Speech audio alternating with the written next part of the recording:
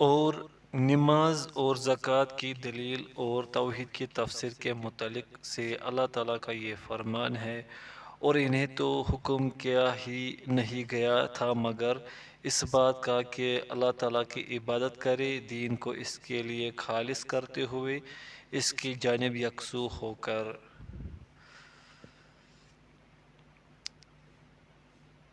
سورۃ البینہ یہ توحید کی تفسیر ہے، اور آگے فرمایا اسی آیت میں، اور نماز قائم کرے اور زکوٰۃ ادا کرے اور یہی مضبوط دین ہے۔ اور اللہ تعالیٰ نے فرمایا پھر اگر وہ تائب ہو جائے اور نماز قائم کرے اور زکوٰۃ ادا کرے تو وہ دین میں تمہارے بھائی ہیں۔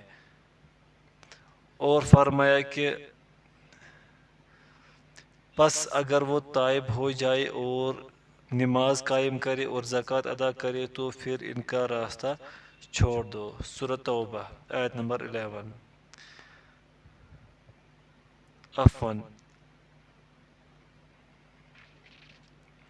گزشتہ آیت سورہ بینہ کی اور یہ آیت سورہ توبہ آیت نمبر 11۔ اور سیام یعنی روزوں کی دلیل یہ ہے کہ اللہ تعالیٰ کا فرمان، اے ایمان والو تم پر روزے فرض کر دیے گئے جس طریقے سے تم سے پہلے لوگوں پر فرض کیے گئے تھے۔ سورۃ البقرہ آیت نمبر 183۔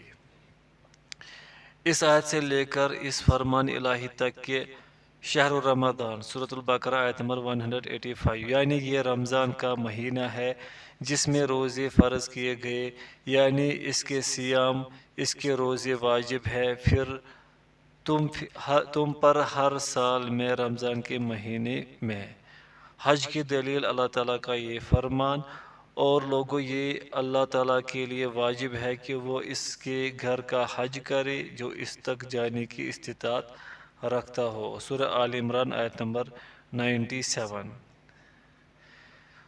اور یہ پوری عمر میں ایک مرتبہ فرض ہے، کیونکہ آپ صلی اللہ علیہ وسلم نے فرمایا حج ایک مرتبہ فرض ہے، جو اس سے زیادہ کرے گا تو وہ نفلی شمار ہوگا۔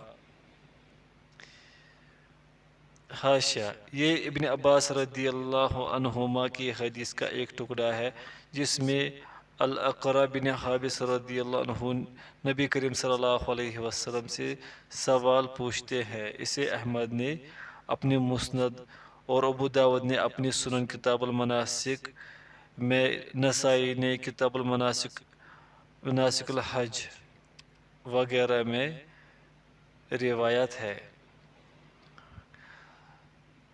تو یہ ارکان خمسہ ہے، اسلام کے 5 ارکان ہے۔ دوسرا مرتبہ اور اس کے شعبے، شیخ الاسلام محمد بن عبد الوہاب رحمہ اللہ فرماتے ہیں، دوسرا مرتبہ ایمان۔ حاشیہ لغت میں ایمان تصدیق کو کہتے ہیں، شریعت میں ایمان کی تعریف یہ ہے کہ اعضاء و جوارح سے عمل اطاعت کرنے سے زیادہ ہوتا ہے، نافرمانی کرنے سے کم ہوتا ہے۔ حاشیہ مکمل ہوا۔ دوسرا مرتبہ ایمان ہے جس کے 70 سے اوپر کچھ شعبے ہیں، جن میں سے سب سے اعلیٰ لا الہ الا اللہ کہنا ہے، اور سب سے ادنیٰ راستے سے تکلیف دہ چیز کو ہٹانا ہے، اور حیا ایمان کے شعبوں میں سے ایک شعبہ ہے۔ اس حدیث کو امام مسلم نے روایت کیا ہے۔ ارکان ایمان، اس کے 6 ارکان ہیں کہ تم اللہ تعالیٰ پر، فرشتوں پر، کتب پر، رسولوں پر، یوم آخرت اور اچھی بری تقدیر پر ایمان لاؤ۔ ارکان ایمان کے دلائل، ان 6 ارکان کی دلیل فرمان الہی ہے۔ ساری اچھائی مشرق اور مغرب کی طرف منہ کرنے میں ہی نہیں بلکہ حقیقتاً اچھا وہ شخص ہے جو اللہ تعالیٰ پر، یوم آخرت پر، فرشتوں پر، کتاب اللہ اور نبیوں پر ایمان رکھنے والا ہو۔ سورۃ البقرہ آیت نمبر 177۔ تقدیر کی دلیل فرمان الہی ہے، بے شک ہم نے ہر چیز کو تقدیر کے ساتھ پیدا کیا ہے۔ سورۃ القمر آیت نمبر 49۔ تیسرا مرتبہ اس تیسرا مرتبہ اور اس کا رکن۔ تیسرا مرتبہ احسان ہے جس کا ایک ہی رکن ہے، اور وہ ہے کہ آپ اللہ تعالیٰ کی عبادت اس طور پر کرے گویا کہ آپ اسے دیکھ رہے ہیں، اور اگر آپ اسے نہیں دیکھ رہے تو وہ یقیناً آپ کو دیکھ رہا ہے۔ احسان کے مرتبے کے دلائل۔ اس کی دلیل فرمان الہی ہے، بے شک اللہ تعالیٰ تقوی اختیار کرنے والوں اور احسان کرنے والوں کے ساتھ ہے۔ سورۃ النحل آیت نمبر 128۔ اور فرمان الہی ہے، اپنا پورا توکل غالب مہربان اللہ پر رکھو جو تمہیں دیکھتا رہتا ہے جب کہ تم کھڑے ہوتے ہو، اور سجدہ کرنے والوں کے درمیان تمہاری نقل و حرکت بھی، بے شک وہ بڑا ہی سننے والا اور خوب ہی جاننے والا ہے۔ سورۃ الشورى آیت نمبر 27 تا 217 تا 220۔ اور فرمایا، اور تم کسی حال میں ہو اور تم کہیں سے قرآن پڑھتے ہو اور جو کام بھی کرتے ہو، ہم کو سب کی خبر رہتی ہے جب تم اس کام میں مشغول ہوتے ہو۔ سورہ یونس آیت نمبر 61۔ شیخ ابن باز رحمہ اللہ اس کی شرح میں فرماتے ہیں کہ ایمان دل سے متعلق ہے، اللہ تعالیٰ کی تصدیق کرنا، اور یہ کہ وہ رب العالمین ہے اور وہ اکیلا عبادت کا مستحق ہے، فرشتوں کی، کتابوں کی، رسولوں کی، موت کے بعد واپس جی اٹھنے، جنت اور جہنم اور اچھی بری تقدیر کی تصدیق کرنا، ان پر ایمان لانا۔ یہ تمام کی تمام باتیں دل سے متعلق ہیں، اور یہ ایک ایسا اصول ہے کہ جو لازم ہے، جس کے سوا کوئی چارہ نہیں ہے۔ ایمان کے بغیر کوئی اسلام نہیں، اور اسلام کے بغیر کوئی ایمان نہیں۔ دونوں چیزیں لازم و ملزوم ہیں آپس میں۔ چنانچہ اپنے اعضاء و جوارح جسم کے ساتھ اسلام اختیار کرنا، اللہ تعالیٰ کی اطاعت و فرما برداری اختیار کرنا، اور اسی طریقے سے دل سے بھی اللہ تعالیٰ کی اطاعت و فرما برداری اختیار کرنا اور ایمان لانا لازمی ہے۔ اسی لیے اللہ تعالیٰ نے ان دونوں باتوں کو اپنی کتاب عظیم میں جمع فرمایا، اور اس کے رسول صلی اللہ علیہ وسلم نے بھی ان دونوں ہی کو ذکر فرمایا۔ چنانچہ اسلام ظاہری طور پر اللہ تعالیٰ کی اطاعت اختیار کرنا اور اس کی معصیت و نافرمانی سے بچنا، اور ایمان شامل ہے باطنی اعمال کو جو دل سے متعلق ہیں، اس کی تصدیق سے متعلق ہیں۔ اس لیے اسلام کا اطلاق ایمان پر بھی ہوتا ہے، اور ایمان کا اطلاق اسلام پر بھی ہوتا ہے۔ اگر کہا جائے الایمان تو وہ تمام چیزوں کو عام ہے، اور اگر اسلام کہا جائے تو وہ بھی تمام چیزوں کو عام ہے۔ اللہ تعالیٰ کا فرمان ہے، بے شک اللہ تعالیٰ کے نزدیک دین تو اسلام ہی ہے۔ سورہ آل عمران آیت نمبر 19۔ چنانچہ یہ بالکل عام ہے، ظاہر سے متعلق ہو یا باطن سے متعلق ہو۔ اسی طریقے سے ایمان کا جب اطلاق کیا جائے تو وہ تمام باتوں کو عام ہے، کیونکہ آپ صلی اللہ علیہ وسلم نے صحیح حدیث میں فرمایا، ایمان کے 70 اور اس سے کچھ اوپر شاخیں ہیں، اس میں سب سے افضل لا الہ الا اللہ کا اقرار کرنا ہے، اور ادنا ترین درجہ راستے سے تکلیف دہ چیز کو ہٹا دینا ہے۔ چنانچہ یہاں پر ایمان میں ہر چیز کو شامل کیا گیا ہے، اس میں ارکان اسلام بھی شامل ہے، اور تمام اعمال ظاہرہ بھی شامل ہے، اور اسی طریقے سے باطنی اعمال کو بھی یہ بالکل عام ہے، اور یہاں تک کہ احسان کا درجہ بھی اس میں شامل ہے۔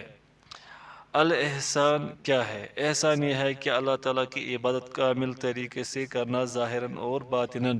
وہ اس طرح کہ اللہ تعالیٰ کی عبادت یوں کرو گویا کہ تم اسے دیکھ رہے ہو، اگر تم اسے نہیں دیکھ رہے تو وہ تمہیں دیکھ رہا ہے۔ جس نے اس استحضار کے ساتھ، اس حاضر قلبی کے ساتھ اللہ تعالیٰ کی عبادت کی تو اس نے احسان کا مرتبہ پا لیا، اور اس کے لیے ہر قسم کی خیر جمع کر دی گئی۔ جس طریقے سے فرمان باری تعالیٰ ہے، بے شک اللہ تعالیٰ ان لوگوں کے ساتھ ہے جو تقوی اختیار کرتے ہیں اور جو احسان کرتے ہیں۔ سورۃ النحل آیت نمبر 128۔ اور اللہ عز و جل نے فرمایا، بے شک اللہ تعالیٰ کی رحمت تو محسنین کے قریب ہے۔ سورۃ الاعراف آیت نمبر 56۔ اور اس معنی کی بہت ساری آیات وارد ہوئی ہے۔ مراتب دین کے سنت میں سے دلیل۔ شیخ الاسلام محمد بن عبد الوہاب رحمہ اللہ فرماتے ہیں سنت سے دلیل۔ حاشیہ: اور یہ دین کے 3 مراتب اسلام، ایمان اور احسان کی سنت میں سے دلیل ہے۔ حاشیہ مکمل ہوا۔ سنت سے دلیل مشہور حدیث جبرائیل ہے جو عمر رضی اللہ عنہ سے مروی ہے۔ فرماتے ہیں ہم رسول اللہ صلی اللہ علیہ وسلم کے پاس بیٹھے ہوئے تھے کہ یکایک ایک شخص ہم پر نمودار ہوا جس کے کپڑے انتہائی سفید اور بال انتہائی سیاہ تھے۔ نہ اس پر سفر کے کوئی آثار تھے اور نہ ہی اسے ہم میں سے کوئی جانتا تھا، یہاں تک کہ وہ نبی کریم صلی اللہ علیہ وسلم کے پاس جا بیٹھا اور اپنے گھٹنوں کو ان کے گھٹنوں سے ملا کر اپنے ہاتھ رانوں پر رکھ دیے اور فرمایا اے محمد مجھے اسلام کے بارے میں خبر دے۔ رسول اللہ صلی اللہ علیہ وسلم نے فرمایا اسلام یہ ہے کہ تم لا الہ الا اللہ اور محمد رسول اللہ کی گواہی دو، نماز قائم کرو، زکوٰۃ ادا کرو، رمضان کے روزے رکھو اور بیت اللہ کا حج کرو اگر اس کی استطاعت رکھتے ہو۔ کہا آپ نے سچ فرمایا۔ عمر رضی اللہ عنہ فرماتے ہیں ہمیں تعجب ہوا کہ خود ہی سوال کرتا ہے پھر خود ہی تصدیق کرتا ہے۔ پھر کہا مجھے ایمان کے متعلق خبر دے۔ فرمایا ایمان یہ ہے کہ تم اللہ تعالیٰ پر، اس کے فرشتوں پر، اس کی کتابوں پر، اس کے رسولوں پر، یوم آخرت پر اور اچھی بری تقدیر پر ایمان لاؤ۔ کہا آپ نے سچ فرمایا۔ پھر کہا مجھے احسان کے متعلق خبر دے۔ فرمایا احسان یہ ہے کہ تم اللہ تعالیٰ کی عبادت ایسے کرو گویا کہ تم اسے دیکھ رہے ہو، اور اگر تم اسے دیکھ نہیں رہے تو وہ تو تمہیں دیکھ رہا ہے۔ کہا مجھے قیامت کے متعلق خبر دے۔ فرمایا جس سے پوچھا جا رہا ہے اسے سائل سے زیادہ خبر نہیں۔ کہا پھر مجھے اس کی نشانیوں کے بارے میں بتائیے۔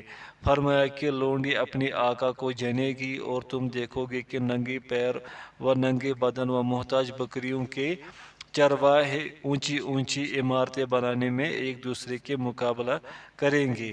عمر رضی اللہ عنہ فرماتے ہیں وہ چلا گیا اور ہم حیران بیٹھے تھے۔ آپ صلی اللہ علیہ وسلم نے فرمایا اے عمر کیا تمہیں معلوم ہے کہ سائل کون تھا؟ میں نے کہا اللہ اور اس کے رسول ہی بہتر جانتے ہیں۔ فرمایا وہ جبریل علیہ السلام تھے جو تمہیں تمہارا دین سکھانے آئے تھے۔ اسے مسلم نے روایت کیا ہے۔ تیسرا اصول ہے آپ کی اپنے نبی محمد صلی اللہ علیہ وسلم کی معرفت۔ نبی کریم صلی اللہ علیہ وسلم کا نسب۔ آپ صلی اللہ علیہ وسلم محمد بن عبداللہ بن عبد المطلب بن ہاشم ہے اور ہاشم قریش میں سے ہیں اور قریش عرب میں سے ہیں اور عرب اسماعیل بن ابراہیم الخلیل کی اولاد میں سے ہیں علیہ وعلی نبینا افضل الصلاۃ والسلام۔ نبی کریم صلی اللہ علیہ وسلم کی عمر۔ آپ صلی اللہ علیہ وسلم کی عمر 63 سال تھی جس میں سے 40 سال نبوت سے قبل اور 23 سال بطور نبی و رسول کے تھے۔ آپ صلی اللہ علیہ وسلم کی نبوت و رسالت۔ آپ صلی اللہ علیہ وسلم کو نبوت اقرا یعنی سورہ علق کی ابتدائی آیات سے ملی اور رسالت المدثر یعنی سورہ مدثر کے ذریعے ملی۔ آپ صلی اللہ علیہ وسلم کا شہر اور جائے ہجرت۔ آپ صلی اللہ علیہ وسلم کا شہر مکہ تھا اور آپ صلی اللہ علیہ وسلم نے مدینہ ہجرت فرمائی۔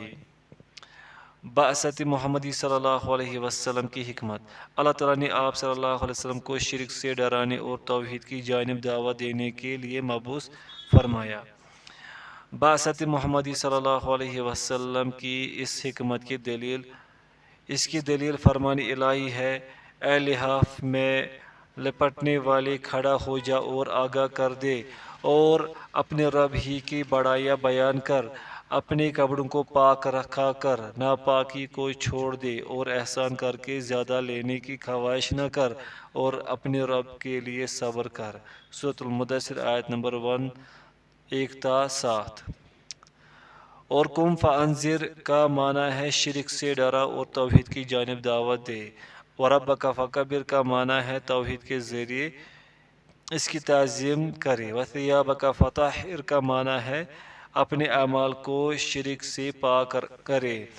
والرجز فہجر میں الرجز یعنی اصنام بت ان سے ہجر کرنے کا معنی ہے انہیں ترک کر دیا جائے اور ان سے اور اہل شرک سے برات کی جائے۔ آپ صلی اللہ علیہ وسلم کی دعوت توحید کی مدت پورے 10 سال تک محض توحید کی جانب دعوت دیتے رہے۔ اسراء و معراج اور فرضیت نماز۔ 10 سال کے بعد آپ صلی اللہ علیہ وسلم کو آسمان کی طرف معراج کرائی گئی۔ حاشیہ: العروج کا مطلب ہے بلندی کی طرف چڑھنا۔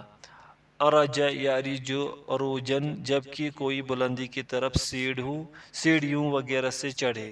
اسی میں سے المعارج ہے یعنی وہ فواصل کے جن کے ذریعے فرشتے آسمان کی طرف چڑھتے ہیں۔ اسی طرح اور قصہ اسراء و معراج، نبی صلی اللہ علیہ وسلم اور آپ پر نمازوں کا فرض ہونا، یہ سب دواوین اسلام میں مشہور ہے، جن میں سے وہ حدیث بھی ہے جو صحیح میں شیخین بخاری و مسلم نے ابو ذر سے روایت فرمائی۔ حاشیہ مکمل ہوا۔ اور 5 نمازیں فرض ہوئی اور آپ صلی اللہ علیہ وسلم نے مکہ میں 3 سال تک نمازیں ادا فرمائی۔ اس کے بعد آپ صلی اللہ علیہ وسلم کو مدینہ کی جانب ہجرت کا حکم ہوا۔ سماحت الشیخ ابن باز رحمہ اللہ اس کی شرح میں فرماتے ہیں کہ یہ تیسرا اصول ہے اور وہ ہمارے نبی محمد صلی اللہ علیہ وسلم کی معرفت ہے۔ پس انسان پر واجب ہے کہ وہ اپنے نبی محمد صلی اللہ علیہ وسلم کی معرفت حاصل کرے جنہیں اللہ سبحانہ وتعالی نے ہماری طرف بھیجا ہے، اور آپ صلی اللہ علیہ وسلم نے اللہ سبحانہ وتعالی کی طرف سے تبلیغ اور رسالت کو پہنچایا اور ہمارے لیے اس شریعت کو واضح کر کے بیان کیا جس کا حکم اللہ تعالیٰ نے آپ صلی اللہ علیہ وسلم کو دیا تھا، اور اس عبادت کی بھی بھرپور طریقے سے وضاحت فرمائی جس کے لیے ہمیں پیدا کیا گیا ہے۔ یہ نبی محمد علیہ السلام ہے جو کہ خاتم الانبیاء علیہ السلام ہے، اور اس امت جن و انس کے لیے اللہ تعالیٰ کے بھیجے گئے رسول ہیں۔ اللہ سبحانہ وتعالیٰ نے تمام لوگوں کے لیے آپ کو رسول بنا کر بھیجا جس طریقے سے فرمان باری تعالیٰ ہے۔ کہو اے لوگو میں تم تمام لوگوں کی طرف اللہ تعالیٰ کا بھیجا گیا رسول ہوں، اور فرمایا ہم نے نہیں بھیجا تمہیں مگر تمام لوگوں کی طرف بشیر خوشخبری دینے والا اور نذیر خبردار کرنے والا بنا کر۔ سورہ سبا آیت نمبر 28۔ پس آپ کا نام محمد ہے، آپ کا نام احمد بھی ہے، اسی طرح الحاشر اور الماہی۔ متفق علیہ۔ حاشیہ: یہ حدیث متفق علیہ حدیث ہے جبیر بن مطعم رضی اللہ عنہ کی، اور ان میں ایک 5ویں نام کا بھی ذکر ہے، العاقب، اسے بخاری نے روایت کیا ہے۔ اسی طرح حذیفہ رضی اللہ عنہ کی حدیث میں موسوم کیا گیا ہے جسے ابن ابی شیبہ نے اپنی مصنفہ وغیرہ میں یہ روایت ہے۔ حاشیہ مکمل ہوا۔ پس آپ کا نام محمد ہے، آپ کا نام احمد بھی ہے، اسی طرح الحاشر اور الماہی اور نبی الملحمہ ہیں، یہ تمام آپ صلی اللہ علیہ وسلم کی اسماء ہیں، لیکن ان میں سے سب سے زیادہ مشہور اور افضل اور اعظم محمد صلی اللہ علیہ وسلم ہے، وہ نام جو آپ صلی اللہ علیہ وسلم کے اہل نے آپ کا رکھا اور جو قرآن کریم میں آیا۔ فرمان باری تعالیٰ ہے، محمد الرسول اللہ، محمد اللہ کے رسول ہے۔ قرآن مجید سورۃ الفتح آیت نمبر 29۔